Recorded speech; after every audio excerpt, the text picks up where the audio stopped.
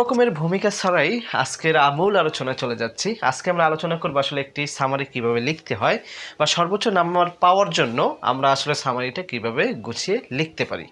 Most of the students আসলে যেভাবে summary লিখে সেইভাবে যদি সবাই বা তুমি যদি সামারি লিখো তাহলে কিন্তু একটি সামারিতে তোমাদের নম্বর বরাদ্দ রয়েছে 10। সো 10-এ কীভাবে 8 পাওয়া যায় বা 9 পাওয়া যায় আমরা আজকে সেই কৌশলগুলোই আসলে দেখার চেষ্টা করব। গতানুগতিক ধারায় যদি তুমি সামারি লিখো তাহলে সর্বোচ্চ 4 থেকে 5 নম্বর হয়তো পেয়ে যাওয়া, কিন্তু যদি ভালো একটি নম্বর আশা করো তাহলে কিন্তু তোমার অবশ্যই কিছু কৌশল অবলম্বন করতে হবে। তাহলে আজকে আমরা চলো দেখে আসি আসলে সেই কৌশলগুলো কি। একটি সামারি লেখার ক্ষেত্রে যে কোন কোন বিষয়গুলো আসলে আমাদের লক্ষ্য রাখতে হবে সেটা যদি আমরা একটু দেখার চেষ্টা করি। দেখো, সামারিটা আমার করতে হবে শর্টেন, যত শর্ট করা যায়, যত শর্ট এখন এইটার একটা স্ট্যান্ডার্ড কি, একটি সামারি অর্থাৎ তোমরা জানো ইংলিশ ফার্স্ট পেপারে তোমার একটি সামারি লিখতে হয় সর্বোচ্চ, সেখানে টোটাল নাম্বার বরাদ্দ রয়েছে 10 একটি সামারির জন্য, রাইট? তো এই 10 নম্বর সামারির জন্য আমাকে যেটা করতে হবে তোমাদের একটি প্যাসেজ থাকবে, সেই প্যাসেজটাকে অর্থাৎ একটা আনসিন প্যাসেজ থাকবে সেটাকে সামারাইজ করতে হবে। তো এই ক্ষেত্রে আমরা 1/3 অবলম্বন করব, অর্থাৎ 1/3, 1/3 এখানে যদি লিখি তাহলে আরেকটু হয়তো ক্লিয়ারলি বুঝতে পারবা। অর্থাৎ 3/1 যাকে আমরা 1/3 বলছি, রাইট? 3/1 যাকে আমরা 1/3 বলছি সেটা আমরা অবলম্বন করার চেষ্টা করব প্যাসেজ থেকে যখন আমরা সামারি লিখি। ইংরেজির ক্ষেত্রে বাংলা একটু ভিন্ন হতে পারে আবার। তাহলে আমাদের প্রথম যে বিষয়টি রয়েছে একটি হলো শর্ট অ্যান্ড ভার্সন, অর্থাৎ আমরা সামারিটিকে শর্ট করার চেষ্টা করবো। এটা তোমরা অলরেডি সবাই জানো, এটা নিয়ে সে আলোচনা না করি। এখন আরেকটা বিষয় হচ্ছে এই শর্ট করার সময় আমরা আসলে কোন বিষয়কে ফোকাস করব, মেইন আইডিয়াস, অর্থাৎ ওই প্যাসেজটার মধ্য থেকে আসলে মূল ভাবটা কি আসলে, অর্থাৎ একটি গল্প হতে পারে, গল্প বিশেষ করে বায়োগ্রাফি রিলেটেড কিন্তু হতে পারে, বায়োগ্রাফি বা অন্য কোনো গল্প, রাইট? আনসিন যেহেতু এটা আসলে আনপ্রেডিক্টেবল, বাট গতানুগতিক বাট প্রিভিয়াস কোশ্চেন যদি আমরা একটু বিশ্লেষণ করি বা দেখার চেষ্টা করি তাহলে আমরা কিন্তু মোস্ট অফ দ্য টাইম দেখি বায়োগ্রাফি রিলেটেড চলে আসে। তাহলে আসলে ওটার মেইন আইডিয়াস আমাদের প্রথম ফাইন্ড আউট করতে হবে। দেন হচ্ছে ওই মেইন আইডিয়া লেখার ক্ষেত্রে সেটা কি করতে হবে, সব ক্লিয়ার হতে হবে। কনসাইজ মানে সবচেয়ে সংক্ষিপ্ত এবং সংক্ষিপ্ত ফর্ম, ওকে, ক্লিয়ার স্পষ্ট হতে হবে। It should be 1/3 of the original length. আচ্ছা, অ্যাপ্রক্সিমেটলি আমাদের কি 1/3 হতে হবে, অলরেডি আমি সেটা আলোচনা করেছি। তাহলে একটি সামারি লেখার ক্ষেত্রে আমার একটাকে মূল ভাবটা ফুটিয়ে তুলতে হবে এবং আইডিয়াটা ক্লিয়ার থাকতে হবে। রিটেন ইন ওন ওয়ার্ড, এটা খুবই গুরুত্বপূর্ণ। রিটেন ইন ওন ওয়ার্ড, তোমার নিজের ভাষায় লিখতে হবে। আমরা অনেক শিক্ষার্থী রয়েছি, আমরা আসলে যেটা করার চেষ্টা করি সামারি লেখার ক্ষেত্রে, যেই প্যাসেজটি দেওয়া থাকে আমরা প্রথম 2 লাইন, মাঝখান থেকে 1-2 লাইন, শেষ থেকে আবার 1-2 লাইন, অথবা প্রথম 1 লাইন, মাঝ থেকে 2 লাইন, শেষ থেকে 1 লাইন, এইভাবে আসলে লেখার চেষ্টা করি। কিন্তু এইভাবে যদি তুমি সামারি লিখো তাহলে কিন্তু সর্বোচ্চ নাম্বার পাবা না, এভারেজ যে 4-5 নাম্বার ওটাই পাবা, কিন্তু 10-এ আমার দরকার নয়। সেক্ষেত্রে এই টেকনিকগুলো বা এই কৌশল কিন্তু অবলম্বন করতে হবে। সামনে আরও কিছু মজার বিষয় রয়েছে। দেখো, আমাদের নিজের ভাষায় লিখতে হবে, নিজের ভাষায়, অর্থাৎ যে প্যাসেজটি রয়েছে সেটা যখন আমি কনসাইজ করছি বা প্রিসাইজ করছি তখন আমি সেটা নিজের ভাষায় ফুটিয়ে তুলবো। সেখান থেকে যেই প্যাসেজটি আমাকে দেওয়া হচ্ছে সেখান থেকে কোনো লাইন হুবহু আমরা তুলব না। যদি আমরা সেই হুবহু লাইন তুলি তাহলে কিন্তু আমরা সর্বোচ্চ নম্বর পাবো না। সেখানে যেই লাইনটি দেওয়া থাকবে সেটা আমরা নিজের ভাষায় লেখার চেষ্টা করব। নিজের ভাষায় মিন্স অর্থাৎ ওখানে কি বোঝাতে চেয়েছে সেটা আবার নিজের ভাষায় আবার নতুন করে অনুবাদ করার চেষ্টা করব। ও নোটস, তারপরে কপি করা যাবে না, সেটা নিজের ভাষায় লেখা মানেই তো হচ্ছে সেখান থেকে আমি কোনো কপি করব না। দেখো, নট কপি। তারপর হচ্ছে গ্রামাটিক্যাল কারেক্ট থাকতে হবে, কারেকশনটা করতে হবে অ্যান্ড কোহারেন্ট, অর্থাৎ নিজের ভাষায় যখন লিখবো অবশ্যই গ্রামাটিক্যাল কোনো এরর থাকা যাবে না। গ্রামাটিক্যাল যদি এরর থাকে তাহলে কিন্তু এক্সামিনার তোমাকে সর্বোচ্চ নাম্বার দেবেন না। তুমি যখন নিজের ভাষায় সেই ভাবটা ফুটিয়ে তুলছো তোমার অবশ্যই সেটা গ্রামাটিক্যালি কারেক্ট হতে হবে। গ্রামাটিক্যাল এরর কিন্তু নট অ্যাকসেপ্টেবল, ওকে। তারপরে দেখো আসলে এখানে কি দাঁড়ায়, আমরা এখন যেটা এখানে আসে আসলে এই যে আমাদের সুপারম্যান চলে আসছে, রাইট? সো আসলে সুপারম্যান কি বলছে দেখো, এখানে 4টি আইডিয়াস রয়েছে আসলে একটি সামারি লেখার ক্ষেত্রে, এটাই মূলত মূল বিষয়। কোন কোন বিষয়গুলো আমি লক্ষ্য করব বা আসলে নিজের ভাষায় লেখার ক্ষেত্রে বা মূল ভাবটা বোঝার ক্ষেত্রে আসলে কোন কোন বিষয় লক্ষ্য রাখা উচিত। তাহলে চলো আমরা দেখে আসি বিষয়গুলো কি দাঁড়ালো। রিড কেয়ারফুলি, আইডেন্টিফাই কি পয়েন্টস। যখন আমি প্যাসেজটা পড়ছি, পড়ার সময় আমি কি করব, সেখান থেকে কি পয়েন্ট যেটা থাকবে সেটা আন্ডারলাইন করার চেষ্টা করব। মনে করো এরকম প্যাসেজ আছে রাইট। তো প্যাসেজটি যখন আমি পড়ছি তখন সেই কি পয়েন্ট, অর্থাৎ তুমি ওই নিজেই যখন বাক্যটা পড়বা বা প্যাসেজটা পড়বা, কি কিছু কিছু মানে মূল কিছু পয়েন্ট পাবা, সেটাকে আমরা বলছি কি পয়েন্ট, মানে প্রধান কিছু বিষয় নিয়ে আসলে ওখানে আলোচনা করা হয়। সেটার শব্দ মানে যখন তুমি পড়ে যাচ্ছ দেখবে একটি শব্দ বারবার রিপিট হচ্ছে বা কোন শব্দের প্রতি জোর দেওয়া হচ্ছে, কোন বিষয়টাকে ফোকাস করা হচ্ছে, সেটাই আমার কি পয়েন্ট।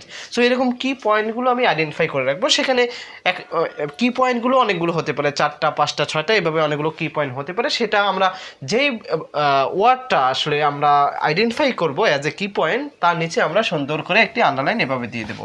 এইভাবে যদি দিয়ে দেই তখন আমরা যখন লিখতে যাব তখন আমার সময়টা কম লাগবে। তো আমরা যখন কেয়ারফুলি এটাকে পড়ছি, পড়ার সময় আমরা কি পয়েন্টগুলো আইডেন্টিফাই করে নেব। তারপরে আসো, read the passage 2-3 times, understand the main ideas, supporting points and conclusion। আচ্ছা, এইটা আসলে খুব একটা সময় পাওয়া যায় না 2 থেকে 3 বার পড়ার জন্য, বাট যদি তোমার সময় থাকে তাহলে মূল ভাবটা বোঝার জন্য সবচেয়ে মানে সহজ উপায় হলো প্যাসেজটা একটু বারবার পড়া, অর্থাৎ রিপিটেশন যাকে আমরা বলছি। তুমি 2 বার পড়ছো বা 3 বার পড়ছো, যত বেশিবার পড়তে পারবা তত আসলে আন্ডারস্ট্যান্ডিংটা তোমার কি হবে, স্বচ্ছ হবে। মূল ভাবটা বুঝতে সেটা কি হবে, আশা করি সাহায্য করবে। তো 2-3 বার যদি নাও পারো, একবার যদি পড়ো বা একবার পড়ার যদি সময় পাও, সেক্ষেত্রেও কোন বিষয় মনে রাখবা, কি পয়েন্টগুলো আইডেন্টিফাই করবা। দেন হচ্ছে আমরা কি করব, করবো ওই যে আন্ডারস্ট্যান্ড দ্য মেইন আইডিয়া আর সাপোর্টিং পয়েন্টস, অর্থাৎ আমার কিছু ওই মূল ভাবটা লেখার ক্ষেত্রে কিছু আমার পয়েন্ট দরকার, কি পয়েন্ট ছাড়াও কিছু সাপোর্টিং বিষয় থাকবে। অর্থাৎ ওই মূল ভাবটা ফুটিয়ে তোলার জন্য আসলে কোন কোন বিষয়গুলো নিয়ে আসলে আমি নিজের ভাব ফুটিয়ে তুলতে পারি, সেটাকে আমরা বলছি সাপোর্টিং পয়েন্টস। এবং সেটাকে আসলে কীভাবে একটু কনক্লুশন টানা যায়, রাইট। অর্থাৎ আমার এটাকে আমরা বলছি সামারি, অর্থাৎ একটি বাংলা যদি আমরা বলি সারাংশ, রাইট, সারাংশ। তাহলে এই সারাংশ বা সামারি এটা লেখার ক্ষেত্রে আমার অবশ্যই এটা মানে পুরোটার একটা কী পড়বো, প্রেসাইজ ফর্ম বা একটা কনক্লুশন। সো এই বিষয়গুলো মাথায় রেখে আমরা প্যাসেজটা পড়বো। আর হচ্ছে ওখান থেকে কোনো ফ্যাক্টস যদি থাকে, মনে করো কোনো জীবনী রয়েছে কোনো ব্যক্তির বায়োগ্রাফি রিলেটেড, সেক্ষেত্রে আসলে ওখানকার কী কী ফ্যাক্ট সেটা আসলে আইডেন্টিফাই করার চেষ্টা করব। যদি কোনো কজেস থাকে, কারণ থাকে, তার কোনো ইফেক্টস থাকে, অথবা উদাহরণ যদি দেওয়া থাকে, এগুলো ইগনোর করতে হবে, রিপিটেশনে ইগনোর করতে হবে, হ্যাঁ। তারপর মাইনর কিছু ডিটেলস থাকবে, এক্সাম্পল থাকবে, এগুলো আমার অ্যাভয়েড করতে হবে। আমার মূল বিষয়গুলো হচ্ছে ফ্যাক্টস, কজেস, ইফেক্টস আর এক্সাম্পল, এগুলো সব কিছু কিন্তু আমার সামারি লেখার ক্ষেত্রে অ্যাভয়েড করে যেতে হয়। আমরা সেগুলো কখনোই কাউন্ট করব না। আমরা শুধুমাত্র ফ্যাক্টসগুলো, কজেসগুলো, ইফেক্টসগুলো এগুলোর প্রতি গুরুত্ব দেওয়ার চেষ্টা করব। বায়োগ্রাফি যদি হয় আসলে ওই লোকটা কেন বিখ্যাত, ফর এক্সাম্পল এখন নেলসন ম্যান্ডেলা, অথবা আমাদের হতে পারে কাজী নজরুল ইসলাম বা রবীন্দ্রনাথ ঠাকুর, এই ধরনের ব্যক্তি, সক্রেটিস, তারা আসলে কেন আর প্রমিনেন্ট বা রেনাউন্ড বা ডিস্টিংগুইশড যেটাই বলি না কেন, তো তারা আসলে কেন, হোয়াই, সেই প্রশ্নগুলো যদি আমি খোঁজার চেষ্টা করি সেই প্যাসেজের মধ্যে, আসলে সেই বিষয়গুলোকে আমরা সামারিতে ফোকাস করার চেষ্টা করব। সেটাকেই আমরা বলছি আসলে কি পয়েন্টস। তো এই কি পয়েন্ট লেখার ক্ষেত্রে আসলে এই মেইন আইডিয়াটা কিন্তু চলে আসবে, ক্লিয়ার। তারপরে শেষে দেখো প্যারাফ্রেজিং, এটা খুবই গুরুত্বপূর্ণ। প্যারাফ্রেজিংটা আসলে কি, তো যাই হোক, rewrite sentence in your own words. মনে করো যে প্যাসেজটা আমি সামারাইজ করার চেষ্টা করব, সেখানে যে একটা বাক্য থাকবে সেই বাক্যটাকে আমি প্যারাফ্রেজ করব। নিজের ভাষায় লেখা মানেই হচ্ছে প্যারাফ্রেজ করা। আমি সমার্থক শব্দ ব্যবহার করব, সেন্টেন্সের স্ট্রাকচার চেঞ্জ করার চেষ্টা করব, তাই না। কমপ্লেক্স থাকলে সেটাকে আমরা সিম্পলে লেখার চেষ্টা করব। তারপরে আমরা সেখান থেকে যেটা করতে পারি, এখানে আরও কিছু বিষয়গুলো রয়েছে, দেখো, words convert complex sentence into simple sentence, okay. অর্থাৎ এই বিষয়গুলোই। এখন এখানে একটি প্রশ্ন থাকে আসলে সেটা আমি কীভাবে করব। দেখো, আমরা আসলে প্যারাফ্রেজিংটা কীভাবে করব, আমি সেটার কয়েকটা এক্সাম্পল তোমাদের জন্য নিয়ে এসেছি। আশা করি তোমরা আসলে এই বিষয়গুলো দেখলে ক্লিয়ার হয়ে যাবে। দেখো, একটু পেনটা নিচ্ছি। দেখো, many animals migrate to adapt two seasonal change. আচ্ছা, এইটা হচ্ছে মনে করো আমার মূল বাক্য, ক্লিয়ার। এটা আমার মূল বাক্য। এখন এই বাক্যের মধ্যে এখন আমার কোন কি পয়েন্ট, কি আসলে কি পয়েন্ট হচ্ছে মাইগ্রেট করে, রাইট। মাইগ্রেট করে কি কারণে মাইগ্রেট করে, এই যে অ্যাডাপ্ট করার জন্য। তার মানে এগুলো হচ্ছে আমার কি পয়েন্ট, ওকে। তার মানে এই পুরো বাক্যের মধ্যে কি পয়েন্ট হচ্ছে মাইগ্রেট করা, এবার মাইগ্রেট করার কারণ কি, অ্যাডাপ্ট করার জন্য, ওকে। এখন দেখো, এটাকে যদি আমি প্যারাফ্রেজিং করি বা নিজের ভাষায় লিখতে চাই, যা দেওয়া আছে তাই সেটাই, তো সেটাকে আমরা আসলে কীভাবে প্যারাফ্রেজ করব, অ্যানিমালস মুভ টু অ্যাডজাস্ট। দেখো এই মাইগ্রেটটাকে আমি কি করেছি, মাইগ্রেট মানে কি একটা স্থান থেকে অন্য স্থানে স্থানান্তরিত হওয়া, রাইট, বা দেশান্তরিত হওয়া, যাই হোক আমরা বলবো স্থান পরিবর্তনের যে বিষয়টা মাইগ্রেট। তো সেটাকে আমরা বলছি মুভ। দেখো আমরা কিন্তু একটি সিনোনিম ব্যবহার করেই আমরা কিন্তু প্যারাফ্রেজিং করতে পারছি। তাহলে মেনি অ্যানিমালস মাইগ্রেট টু, এখন দেখো অ্যানিমালস এটাকে বলছে মেনি, অ্যাডভার্ব আমার এটা দরকার নেই, রাইট। সো আমরা কি করেছি, শুধু অ্যানিমালটা নিয়েছি। অ্যানিমালস মাইগ্রেটকে আমরা বলছি মুভ, তারপরে অ্যাডাপ্টকে আমরা বলছি অ্যাডজাস্ট টু সিজনাল চেঞ্জ, এটাকে আমরা ঘুরিয়ে চেঞ্জিং সিজনস বলছি, রাইট। অর্থাৎ সিজনাল চেঞ্জকে দেখো আমি এটাকে বলছি টু চেঞ্জিং সিজনস।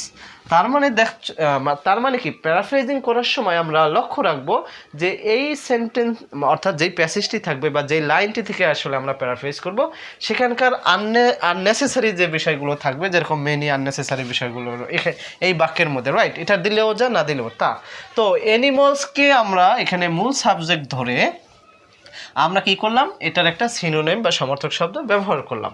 তারপরে আমরা সবগুলোতেই একই জিনিস করলাম। পরবর্তীতে দেখো migration helps them access food reproduce, তারপর অ্যান্ড কী করছে, অ্যাভয়েড হার্স ওয়েদার কন্ডিশন। এখন এই বিষয়ের মধ্যে আসলে মূল বিষয়গুলো কি, দেখো মূল বিষয় হচ্ছে তারা কেন মাইগ্রেট করে, এর কারণটা কি। কারণ হচ্ছে এই মাইগ্রেট করার কারণে তাদেরকে আসলে তারা কি পায়, ফুড পায়, রিপ্রোডাকশন হয়, তারপরে তারা এই যে তাদের যে আসলে প্রতিকূল যে আবহাওয়ার অবস্থা, প্রতিকূল আবহাওয়া সেটাকে তারা ইগনোর করতে পারে বা অ্যাভয়েড করতে পারে। এই বিষয়ে এই কারণেই তো তারা মাইগ্রেট করে। সেটাকেই আমরা কিভাবে লিখছি, দেখো মাইগ্রেশনটাকে আমরা সাবজেক্ট রেখে দিলাম, ওকে। মাইগ্রেশন প্রোভাইডস, দেখো এখানে দেওয়া আছে হেল্পস দেম, মাইগ্রেশন তাদেরকে সহায়তা করে বা সাহায্য করে, সেখানে আমরা লিখছি মাইগ্রেশন প্রোভাইডস।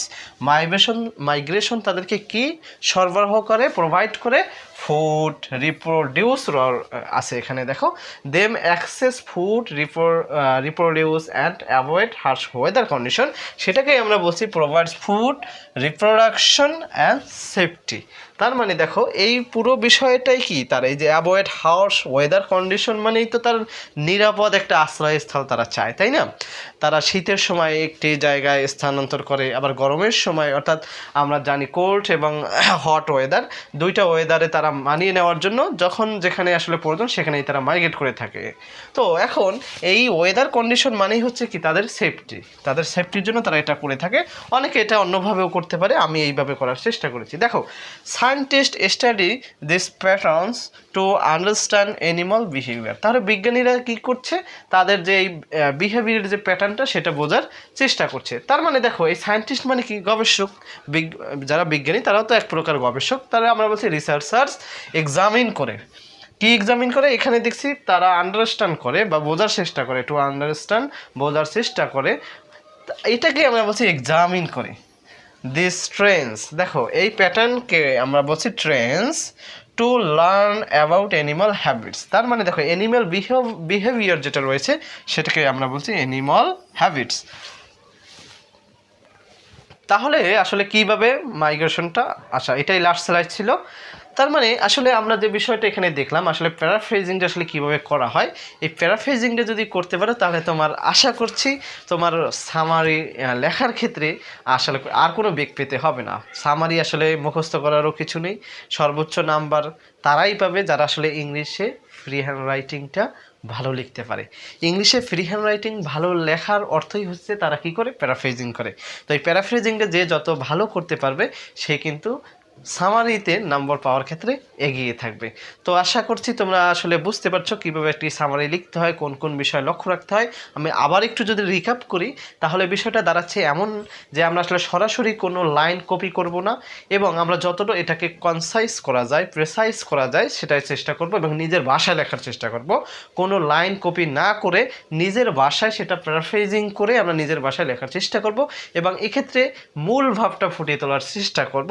আননেসেসারি আননেসেসারি যে ইনফরমেশনগুলো রয়েছে সেগুলো আমরা অ্যাভয়েড করার চেষ্টা করবো, এবং সেটা হলেই আসলে আমার একটা সুন্দর সামারি হয়ে যায়।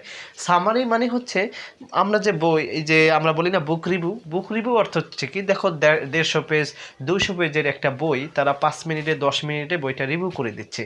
তারা রিভিউ অর্থ হচ্ছে তারা ওই বইয়ের মূল কোর যে বিষয়গুলো রয়েছে, কি পয়েন্টগুলো যে রয়েছে সেগুলোই কিন্তু আমাদের দেওয়ার চেষ্টা করে, রাইট?